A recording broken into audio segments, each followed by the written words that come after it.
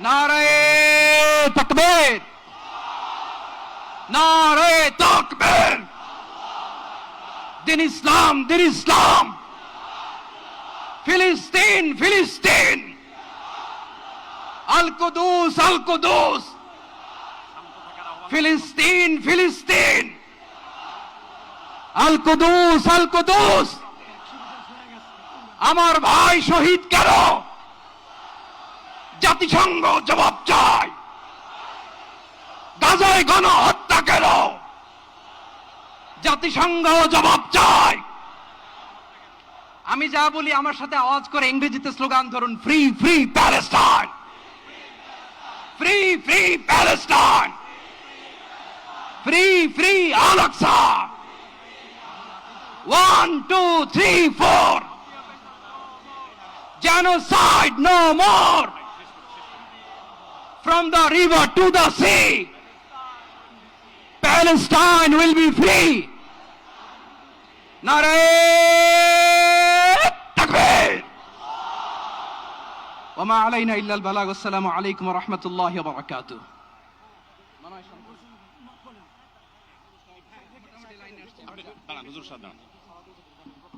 সময়ত উপস্থিতি, আমরা শুধুমাত্র আপনাদেরকে শান্ত করবার জন্য কিছু স্লোগান দেওয়ার চেষ্টা করেছি। আমি এই মুহূর্তে মঞ্চে ডেকে নিচ্ছি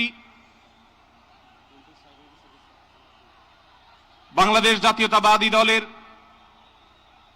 স্থায়ী কমিটির সদস্য জনাব সালাউদ্দিন আহমদ। জনাব সালাউদ্দিন আহমদকে আমি মঞ্চে আসার জন্য বিনীতভাবে অনুরোধ করছি। এবারে আমি অনুরোধ করছি মঞ্চে আসার জন্য দৈনিক আমাদের সম্পাদক জনাব মাহমুদুর রহমানকে। এবার আমি অনুরোধ করছি মঞ্চে আসার জন্য বাংলাদেশ জামাত ইসলামীর সেক্রেটারি জেনারেল অধ্যাপক মিয়া গোলাম পরোয়ার। এবারে আমি মঞ্চে ডেকে নিচ্ছি ইসলামী আন্দোলন বাংলাদেশের নায়েবে আমির মুফতি ফয়জুল করিম হাফিজাহুল্লাহকে বিনীতভাবে মঞ্চে আসার জন্য হুজুরকে অনুরোধ করছি। এবার আমি মঞ্চে আসার জন্য অনুরোধ করছি বাংলাদেশ খেলাফত মজলিসের মাননীয় আমির জনাব মাওলানা মামুনুল হক হাফিজাহুল্লাহকে মঞ্চে আসার জন্য বিনীতভাবে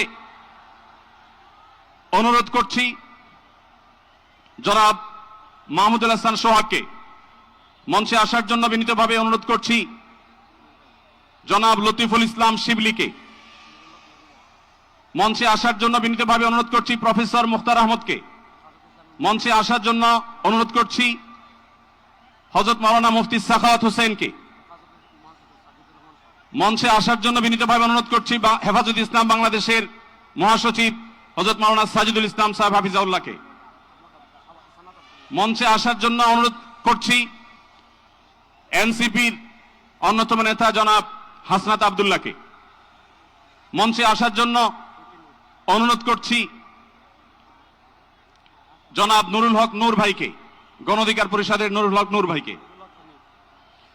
এরপরে আমি বাংলাদেশ জাতীয়তাবাদী দলের অন্যতম নেতা শহীদুদ্দিন চৌধুরী অ্যানিকে মঞ্চে আসার জন্য বিনীতভাবে আহ্বান করছি।